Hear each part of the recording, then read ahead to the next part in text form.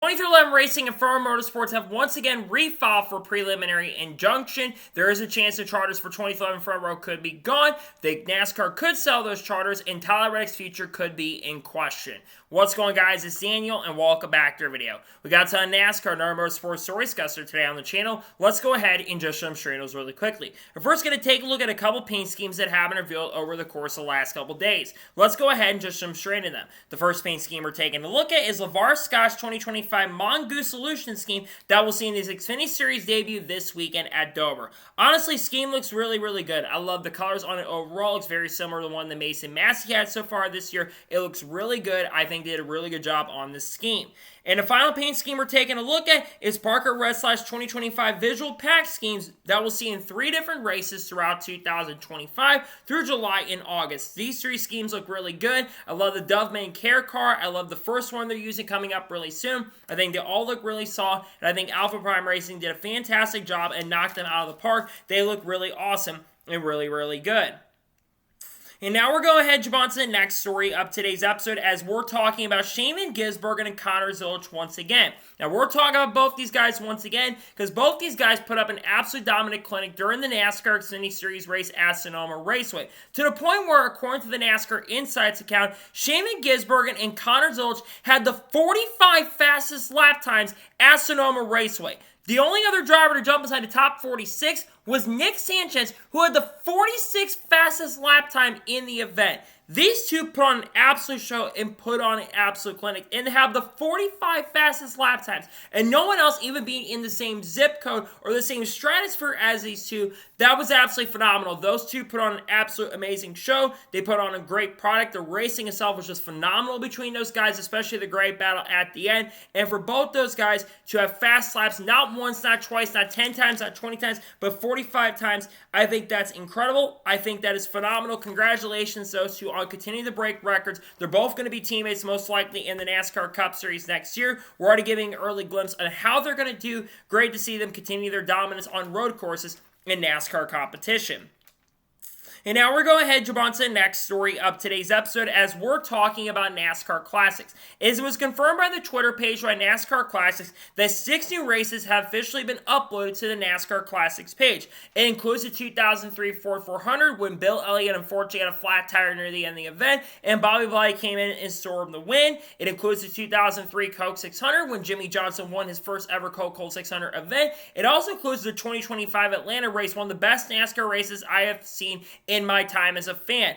They've been uploading a lot of races as of late. In fact, I believe the 2006 Gatorade Duels have also been uploaded, and the 2025 Chicago Street Course race has also been uploaded as well. Say what you want to say about NASCAR, a lot of things going on. One area that I think they've been doing an unbelievable job on has been the NASCAR Classics page, and they continue uploading on the page as much as they've been doing. I think that's really great to see. There's a lot of great things around the NASCAR Classics page that are going on at this moment right now. I think it's great to see. I really hope more races get uploaded in the future as time progresses and goes on, because I think the more races they have, the more it's going to be better for everybody else. So excited to see the NASCAR Classics page to continuing to grow, and I think it's really awesome stuff to see.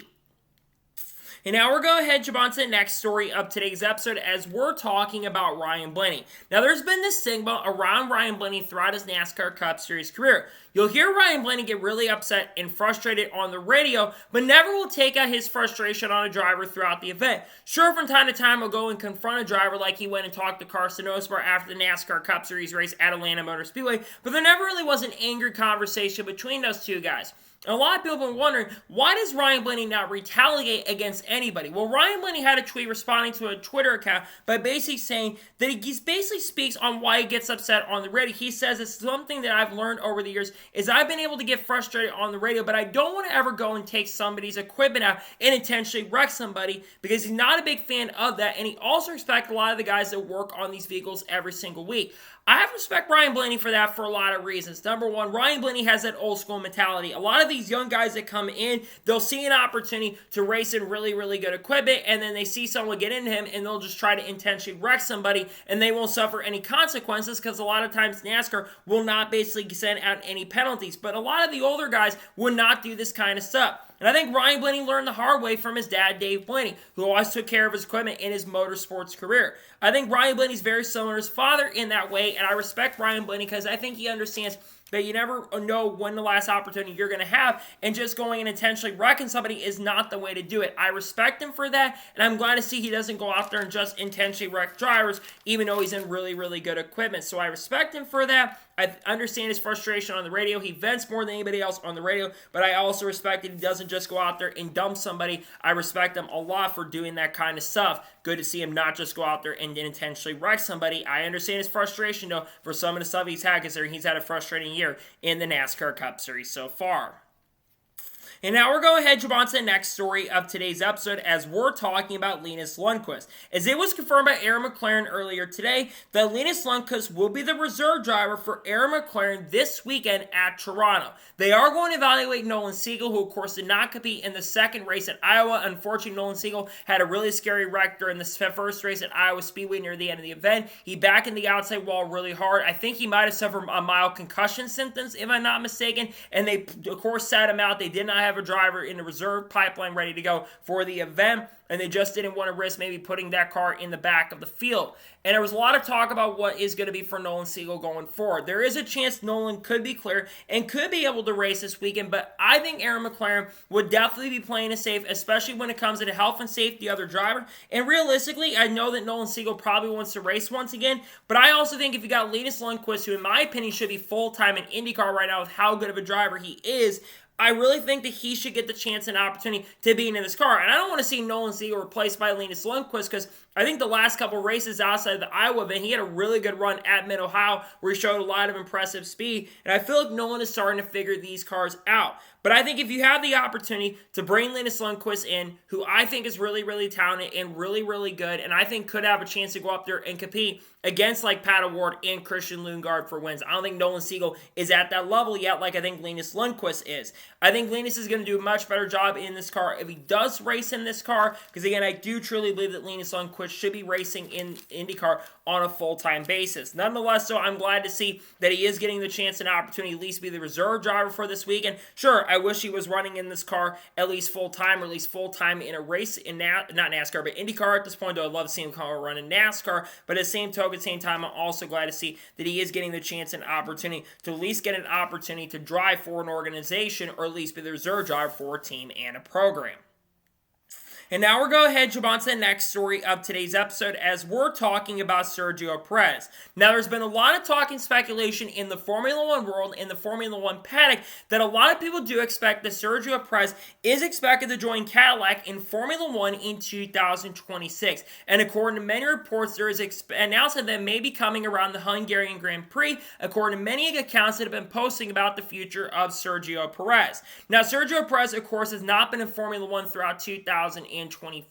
He, of course, left Red Bull at the end of 2024. He was replaced by Liam Lawson initially in the C, and then, of course, you saw Liam Lawson lose his ride and went over to AlphaTauri, also known as Racing Bulls, and Yuki Tsunoda has gotten behind the wheel of this car. Sergio had some really solid runs with Red Bull over the years, especially early in 2023 and also in 2022 as well. I think he did show a lot of promise and a lot of potential, but there definitely was a big fall, but I don't think it was all Sergio Perez's fault. We have come to realize that that Red Bull car was not very good, and Max has been absolutely carrying that equipment for a very, very long time, and no one is going to have the talent that Max Verstappen has, at least at this moment. There's even rumors that Max might be going to Mercedes as early as next year. For Sergio getting chosen by Cadillac, though, is certainly interesting. I think he's a fine driver. I think he's not a bad option to go with. And if you do pair him up with another veteran driver like Valtteri Bottas, whose name has been linked to the C, I think I got a really solid pairing to start off with. Because I personally think Valtteri Bottas should be in this car. He absolutely should be. He's that good of a driver where I think he has the capabilities to set a team up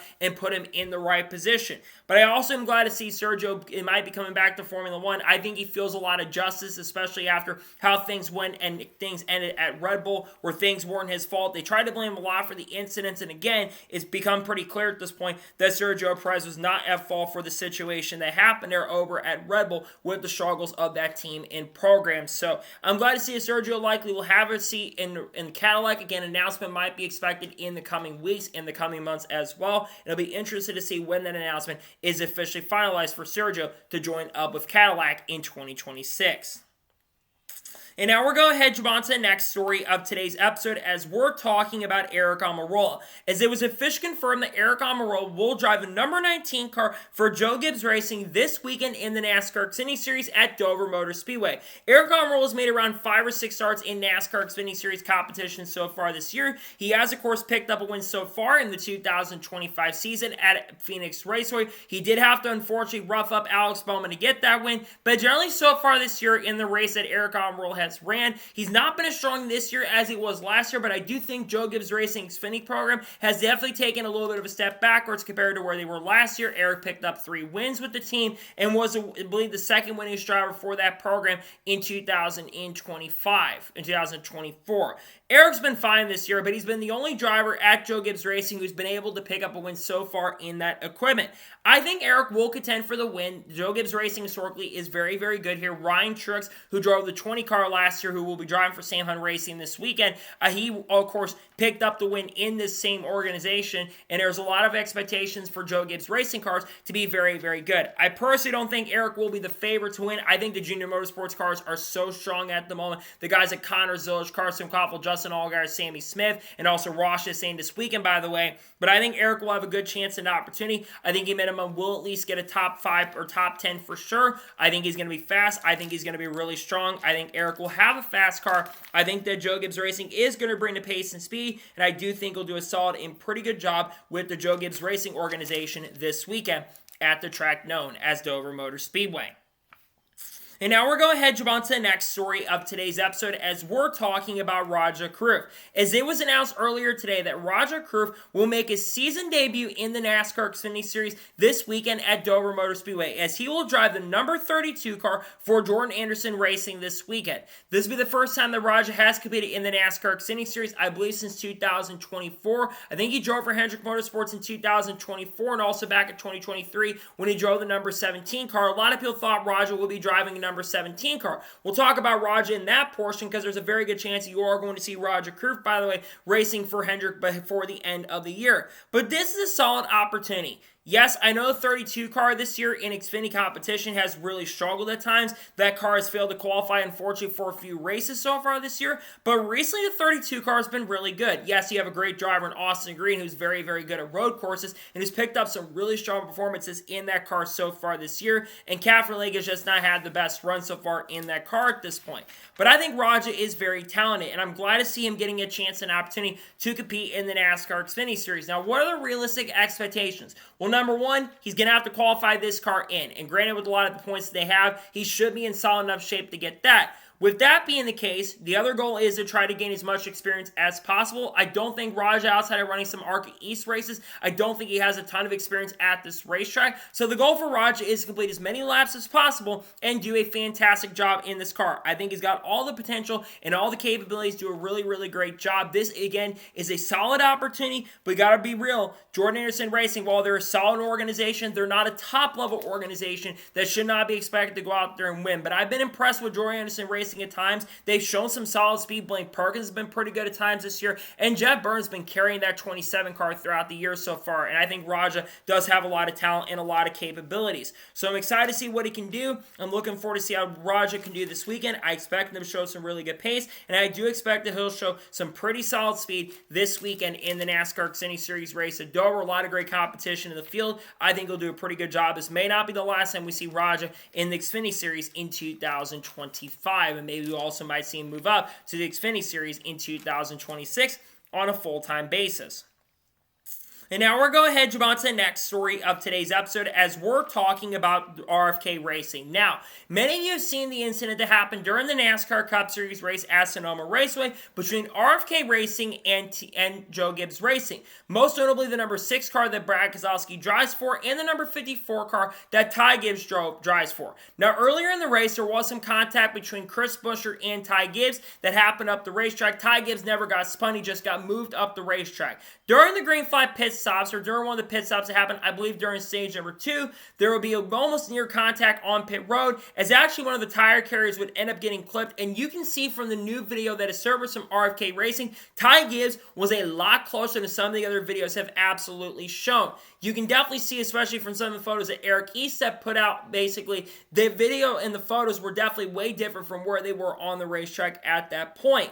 I don't think that NASCAR, of course, NASCAR stated recently they are not planning to penalize Ty Gibbs or Brad Keselowski for the incident. Now, there is a chance that we may see some penalties for the pit crew members, which I gotta say, I don't think the pit crew members should be getting suspended. I think that the pit crew members have every right and every justified reason to be upset about what happened. I mean, he's that close to you, and I think they felt like, especially after the contact that happened on the racetrack, they felt like it was intentional. Now, do I think that Ty Gibbs intentionally tried to go out there and run into somebody and try to cause somebody to get hurt? I don't think so. I'm not going to go that far at this point, but I think Ty Gibbs, he's not going to get the benefit of doubt in this situation because Ty Gibbs unfortunately does have a history. Ty Gibbs did get penalized, remember, back in 2022 when he's substituting for Kurt Busch, who unfortunately got injured in 2022, and he swerved into Ty Dillon, and Ty Dillon nearly hit a bunch of pit crew members on pit road because of that incident. So a lot of people are not going to give to him the benefit of the doubt.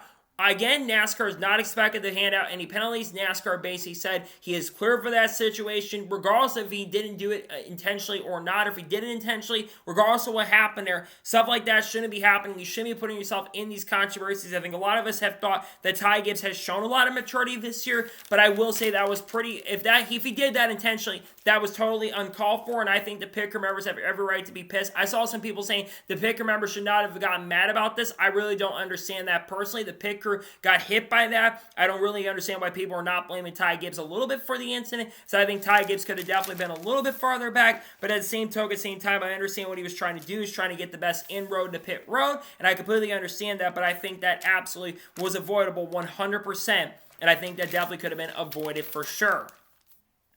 And now we're going ahead and jump on to the next story of today's episode as we're talking about Todd Meredith. As it was announced earlier today that Todd Meredith has officially become the president of racing operations from Trackhouse Racing effective immediately. He has begun working his job yesterday when you were watching this video, and a couple days ago this was expected to be announced. Now, many of you are not going to recognize this name. Who is Todd Meredith? A little bit of backstory. Todd Meredith is a long-term veteran in NASCAR. In fact, he was one of the big reasons why Joe Gibbs Racing, right from the get-go around 1991 to 1992, they started having a ton of success. Of course, they formed in the 1992 season when they still were, I believe, driving Chevrolets at that point. And then in 1993, with him being over there, he worked as a COO, I believe, from 2013 also to 2016. Remember, we saw domination from Joe Gibbs Racing around that time. Matt Kenseth got 8 wins in 2013. 2015, remember the big 4 drivers. All 4 drivers won with that organization. Kyle Busch won the championship.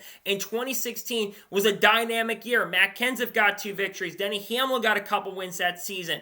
Kyle Busch picked up 4 wins, and Carl Edwards nearly won the championship that year. We have seen Trackhouse Racing also in recent weeks show some improvement, but I think bringing Todd Meredith in, I really have a lot more confidence that you're going to see some major improvement from this organization going forward, because this guy has had a lot of success and has helped a lot of teams and organizations. I think this is a major hiring because we've talked about Trackhouse Racing. This team has definitely not been as strong at times throughout the year, though I will say in recent weeks this team has been very good, albeit a big reason for that is because you have one of the most talented drivers on road courses, that being Shane Van Gisbergen, being behind the wheel of one of those cars and picking up 3 wins in the last 5 or 6 weeks. But Ross Chastain's picked up a win so far this year, and I gotta say Ross Chastain may win more races for the end of the year. Ultimately, the goal for Todd Meredith being there is trying to get this team up back to where they were in 2022. We all remember when Trackhouse Racing burst on the scene. They were one of the fastest organizations in the field on a week-by-week basis. Ross Chastain contended for a lot of wins, picked up 2 wins that year, and came very close to winning the championship in the 2020 year, only getting beat by Joe Logano and Ryan Blenny at the end of that race where the Chastain finished 3rd. And then the next year, of course, Ross Chastain picked up the win. With Ty Norris being gone, they need to bring somebody into the organization to really really help that program step up. And I think Todd Meredith is going to be that guy that's really going to help. I think things are going to get better, and especially down the road, if let's say they do switch potentially to Dodge, which there's a lot of talk that we could see a team potentially switch to Dodge for the 2026 year. Some think it could be a team like Trackhouse, for example. We'll kind of have to wait and see on that, but I think there's a massive hire for the Trackhouse Racing team. This is a really big deal. He'll probably help on getting the crew chief for Connor Zilch, which I gotta say, you might see Ronnie Cho's work with him and knows at this point. We'll have to kind of pay attention to the story as time progresses and goes on. Nonetheless, so a massive and really big hiring for the team and organization. Great to see that Todd Meredith is working with this team going forward. And now we're going to head jump on to the next story of today's episode as we're talking about the Rickware Racing and Legacy Motor Club lawsuit. Now we're going to talk about the big lawsuit between 24/11 Racing and Front Row Motorsports in just a short little bit. But another lawsuit that has been going on at this moment is the lawsuit between Rickware Racing and Legacy Motor Club. Let's go back to about a month or so ago. So Legacy Motor Club sued Rickware Racing, I believe it was on April Fool's Day, on April 1st of 2025. A lot of us thought this was truly an April Fool's joke. This clearly was not an April Fool's joke because there was a disagreement between when the charter acquisition was going to take place. Legacy has been claiming that they were wanting to be a three-car team for the 2026 season. Well, Rickware Racing and the people over at Rickware have filed a counter by saying, no, we filed for the 2027 season, and you changed it in the document. Well, Legacy Motor Club has come back and said, nope, we had that originally in the document, and you're wanting to change it and hold off on a year for 2027. Now, earlier today, it was reported that both these teams had a hearing on Monday in regards to this lawsuit. We're not sure exactly how the hearing is going to go, and we're also expecting some big things are probably going to come from this lawsuit in the not-so-distant future. It's crazy to me we've got multiple lawsuits going on in NASCAR. You've got the 2311 and Front Row Motorsports lawsuit, and now you've got this lawsuit between Rickware and Legacy Motor Club. Now, obviously, the big thing to watch out for is, let's say Rickware does get to keep their charters. What does this mean for RFK Racing? RFK, of course, is expected to still have 3 cars for the 2026 year. Ryan Preece has been exceptional this year, and that number 60, he's expected to return. Brad Keselowski's been really solid over the last month and a half, I would say. He's definitely gotten better. He'll be back in the 6 for one more year at least, and then, of course, Chris Buescher will be behind the wheel of the 17 once again next year. But there is a chance that they could downsize in 2026, 27, unless, of course, what happens to the lawsuit ends up completely happening that could affect the team for getting another charter at this point. But for Rickware and Legacy, we also know there's been a purchase that's happened. TJ Pusher has come in and purchased Rickware Racing. They're looking to be a 3-car team by 2027, and they have been kind of going against Jimmy Johnson and Legacy Motor Club at this point. I'm not really sure exactly what the outcome is going to be between the Rickware Racing and Legacy Motor Club lawsuit. Some think there's a good chance that Legacy may end up winning the lawsuit. Others think that Rickware Racing is going to go out there and win the lawsuit overall in general. I'm very intrigued to see what's going to happen on this front and on this aspect at this point, but to me it's kind of wild that we've got a lot of lawsuits happening in the sport right now. You've got 2 different lawsuits that's going on right now. You're not even exactly sure how things are going to fully function between this whole thing. You've got rumors of drivers who could go over. Some suggest maybe Daniel Suarez could go over there next year, though. It's been confirmed, by the way, that Cody Ware is going to be in that 51 next year, so some people thinking they're going to expand to 3 or 4 cars. That's not going to happen, at least for 2026 at this point, unless they get one of the charters from the organization of 2011 or Front Row. We'll just have to wait and see on that front. Nonetheless, we'll continue following the story as time progresses and goes on, but I think there may be more coming out from the story in the not-so-distant future that could have a big effect on silly season for 2026, as well as I think things are about to pick up in that front here really soon. And now we're going ahead and jump on to the next story of today's episode as we're talking about the 2026 NASCAR schedule. Now, earlier tonight on Door Bumper Clear, they were talking quite a bit. They had Michael McDowell as a guest, and they were starting to talk a little bit about the 2026 schedule. Of course, the 2026 schedule has not been officially released at this point, but they talked about a lot of potential schedule announcements that might be coming for 2026. Here's what we know currently at the moment. Homestead Miami Speedway is going to host a championship race, I believe, on November 8th or November the 9th. We also know the Daytona 500 is going to take place on February 15th. We also know the Coast 600 will take place on May 24th or May 25th. And then, of course, you have the Southern 500, which will take place on September 7th or September 8th of next year. We also been confirmed this week that Bowman Gray will be returning to host a clash on February 1st of the 2026 year. And after how successful the Bowman Gray race was, I think it's earned another year on the schedule for sure. But now there's big questions surrounding what the rest of the 2026 schedule is actually going to look like. There's also a lot of talk and conversations about what's going to happen around that Chicago market, because there's a lot of talk that NASCAR could be going to San Diego for 2026. According to what Jordan Bianchi had reported, there was a lot of talk about a potential announcement happening by the middle to end of the month. We are reaching the mid-portion of 2025, and that announcement still has not happened at this point, but many do believe that NASCAR is going to be going to San Diego for the 2026 year, which means that you have to kind of figure out what you're going to do with the Chicago market, because NASCAR obviously does not want to leave the Chicago market through the remainder of the year, so they have to decide whether they want to keep racing on the Chicago Street Course next year, or if they're going to go to Chicagoland Speedway. I'm leaning toward them going to Chicagoland for a lot of reasons. Number one, Chicago and the people in Chicago, they're open to running another Chicago Street Course race. And I still think there's certainly a really good possibility that that is going to end up happening down the road. But I think about what exactly could happen here, because they want to actually move the date around and move it to a different time and a different portion of the schedule, and that could be a major, major hassle. Right now, Chicagoland is in a much better position. There's a lot of talk that they're going to have that track ready here very, very soon. I think there's a great chance you will likely see Chicagoland in some way, shape, or form end up on the schedule next year. The other big thing to watch out for is what's going to happen with Mexico City. Mexico City, there's a lot of talk that NASCAR might be going back there next year. Dale Jr. has insinuated that Mexico City is going to get moved a little bit earlier in the year. I did my schedule predictions for 2026 a couple days ago. One of my predictions is that Mexico City will actually be on the NASCAR schedule once again for the 2026 year, but I think it's going to get moved early in the year. If San Diego ends up going on the schedule next year, I think it's very realistic that San Diego will be replaced will replace the Mexico City date at the time, and Mexico might go into like the Darlington date, for example, for 2026.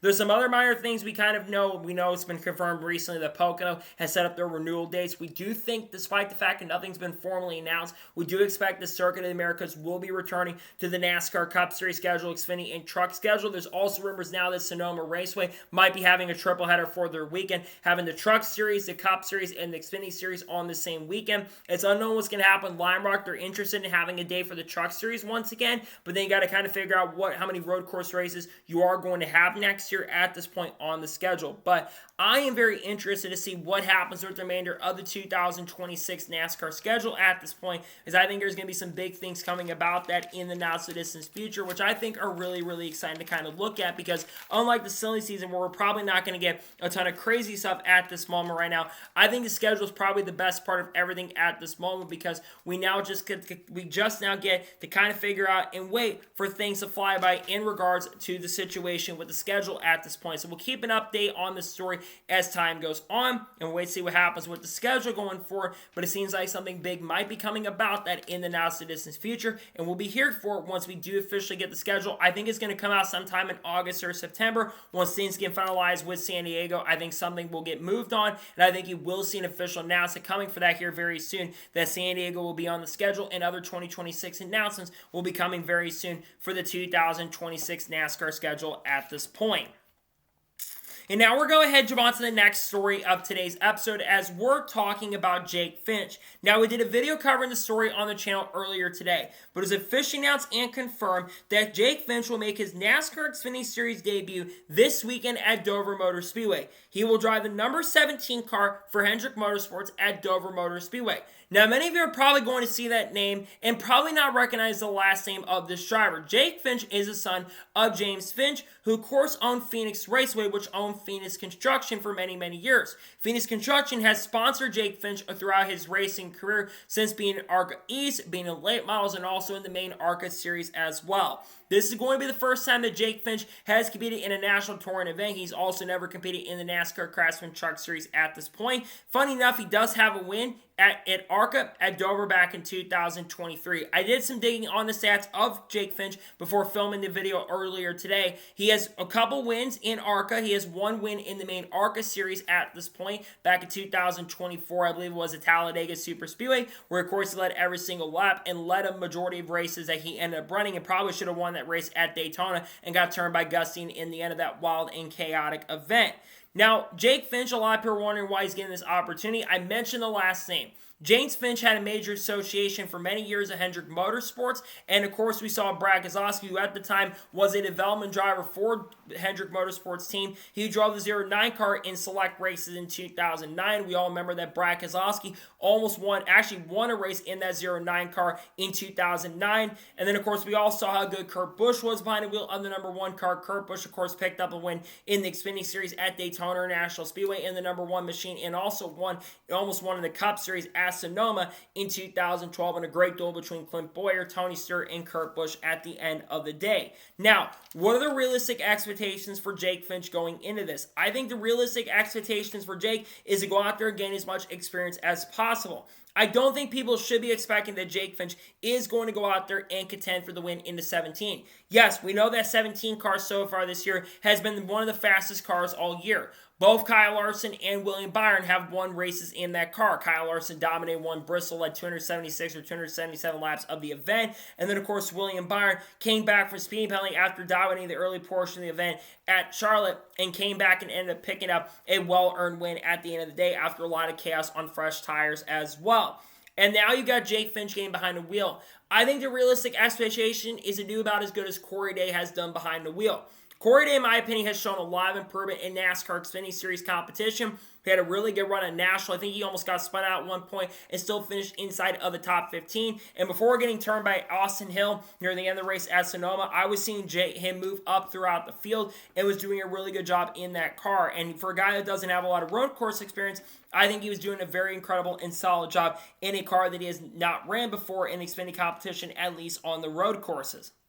I think realistically for Jake, this could be a potential landing spot for next year in more select races, because I don't think he's going to be the last driver driving his car throughout the year, not named Corey Day, but also maybe potentially a full-time guy, because a lot of you are going to be asking me, what about Roger Kroo? Will Roger Kroo make a start in the number 17 car? Yes, I do think Roger Kroo will in fact make a start at some point in number 17. Dale Jr. had insinuated that he had heard a rumor that we were going to see both Jake Finch and Roger Kroo make a start with this team this year, and now with Jake Finch being confirmed to drive at Dover Motor Speedway, this tells me that they are likely planning to put another guy like Roger Kroo behind the wheel. I want to see Roger in a Hendrick Motorsports machine, so I do believe he's very, very good. I think both these guys are very talented and both had a lot of potential to be very, very solid and really, really successful. So I'm excited to see what he can do. I don't think he's going to go out there and perform as well as guys like Kyle Larson have and William Byron have and Chase Elliott and, of course, Kyle Larson and Alex Bowman, all those guys have had a Hendrick, but I think that should be expected. He's not expected to go in there and contend for the overall win. I think he's going to do a pretty good job. Nonetheless, I'm excited to see what he can do behind the wheel of the number 17 machine. I think it's a great opportunity for him, and I think he'll do a pretty solid and really good job behind the wheel of the number 17 Hendrick Motorsports machine. Yes, Adam Wall did get suspended for a couple races in Xfinity competition, which is another reason why the car is out there this week to serve as suspension, but nonetheless, good to see that we'll see Jake Finch get the chance and opportunity to make his NASCAR Xfinity Series debut this weekend at Dover Motor Speedway. And now we're going to head on to the final major story of today's episode, as we're talking about 24/11 Racing and Front Row Motorsports and the NASCAR lawsuit. As it was announced earlier today that a pretty big update has come out in regards to the 24/11 Racing and Front Row Motorsports lawsuit. Now, we did a video covering this story pretty much in depth earlier today, but a lot more details and information has come out throughout the lawsuit throughout the portion of the day. As it was announced earlier this morning, as expected, the 2011 and Front Row have refiled for preliminary injunction and right to remain charter teams for 2025. They've also filed a temporary restraining order so that NASCAR cannot go ahead and oppose the rules that can take place on Wednesday. According to what has been reported, it sounds like that if the judge does not grant this restraining order and does not grant this preliminary injunction, there's a very good chance by Wednesday evening that there's a very good chance that both 2011 Racing and Front Row Motorsports could end up losing their charters, and NASCAR may potentially sell these charters for the 2025 season, and some teams may go after it. Now, NASCAR, of course, they did release their statement earlier today. They said they were extremely disappointed by the actions of 2011 in Front Row. They have stated that apparently they have come to the table and have offered an opportunity to potentially come to some sort of settlement multiple different times. They've reached out for some sort of settlement through this year, through this lawsuit, and basically 2011 Front Row, according to them, have not sent any of the documents. There's, of course, been information out there that 2011 and Front Row have been open to some sort of settlement, but NASCAR does not want to entirely budge on what they exactly are wanting, while the other teams want this thing to go through. 2011 Racing and Front Row, meanwhile, their lawyer, Jeffrey Kaiser, has also released a statement in this situation as well by saying that we have once again filed this preliminary injunction for the third time because we want to compete as charter teams for 2025. We could potentially lose contracts and we could lose drivers throughout the remainder of this lawsuit if they are to grant them the opportunity to basically go ahead and get rid of these charters. We've also heard that we may have, and NASCAR has apparently told us that we may see them go ahead and sell these charters to other teams and organizations, and NASCAR can impose this overall. Now, again, the judge has until 5 p.m. Eastern Standard Time. The NASCAR does have till 5 p.m. Eastern Standard Time to go ahead and file their response. It seems like they filed a little bit of a response, but it sounds like there's a very good chance and possibly that they're going to have until a couple days to file that response, and the judge, which I believe Kenneth Bell will be the one that will make a decision on that front. If they can find the evidence that they found during discovery phase, which is stated in the statements earlier today, there's a potential chance that they can go ahead and get their preliminary injunction for the remainder of the year. Which at that point, once again, NASCAR could once again go ahead and file for an appeal on that front if the judge go ahead and grants it. But I think there's a very good chance that there's maybe not going to get those charters granted for the remainder of the year. Now, what happens if the judge decides, no, we're not going to go ahead and grant this preliminary injunction for 2011 in Front Row? Well, by the end of the week, more than likely, this would mean that all 6 drivers that are under contract with 2011 in Front Row, that being Bubba Wallace, Riley Herbst, Tyler Reddick, Zane Smith, Todd Gillen, and Noah Gragson, all these drivers would become unchartered cars. Now, the good news is for this week at Dover, there's only 37 cars that are showing up for this week. There's only one car that's outside of the current charter drivers, and that is J.J. Ely in the 44. And it's not expected for most weeks that we're going to see more than 36 cars on the racetrack, or 37 or 38 cars. The problem is with them being open cars, they'll be qualifying early for these events, and that could be a major disadvantage as well. Now, it's also been noted as well that NASCAR has asked for all the money they've received through the 20 weeks so far. Why are they asking for the money back? Well, the reason they want the money back for 2011 Front Row is so they can give all the money and the charter money they've earned so far throughout the year. Since they have been receiving all the charter money throughout the year as they've been acting as charter teams, they've asked for that money back so they can distribute it back to all the other 30 teams that have signed. They have stated they want to continue working with the 13 teams that signed the charter agreement starting this weekend at Dover Motor Speedway.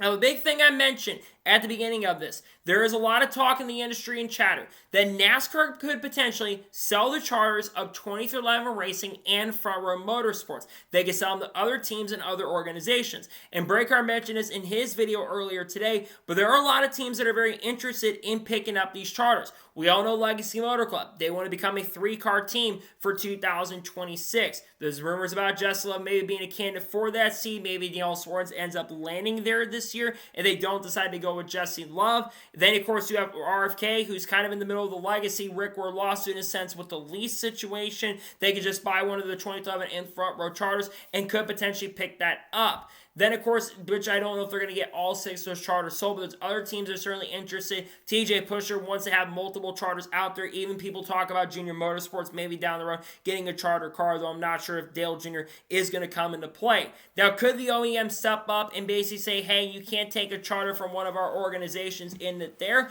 That is certainly a possibility, but if NASCAR goes this nuclear option, they are going to be dealing with a lot of issues and a lot of problems here, and here's why. Let's say that 2011 and Front Row do in fact end up winning the lawsuit overall, because one thing that needs to be clear, just because of this stuff around the 2311 and Front Row preliminary injunction stuff does not have any indication on what's going to happen with the lawsuit overall. Even the judges during the appeal process said that 2011 Racing and Front Row may have a case overall. They may be able to put themselves in a good position to win the lawsuit in general. And now I know there's been talk about a settlement, but I don't think we're going to be going to settlement anytime soon. But The reason that this is a big deal is because if they lose their charters overall and they can't compete as charter teams, they would basically use that in their case for their appeal, which could help them have a chance maybe win their appeal here. But here's the big thing to look at as well, and why I think NASCAR could probably be a little bit smarter and not sell these charters. Because if they sell the charters of, let's say, RFK Racing, they sell one to them, right? Or they sell it to like the Rickware Racing or a new team TJ Pusher is going to have. Or let's say the team like Legacy, for example. They all get a charter, right? Let's say that 2011 in front row win the lawsuit. If they win the lawsuit, and they would have to give, one, all the charters back, which would be a major cluster F at that particular point. A bigger cluster F that I think we've already seen so far throughout this lawsuit. And number two, you might have more lawsuits coming your way.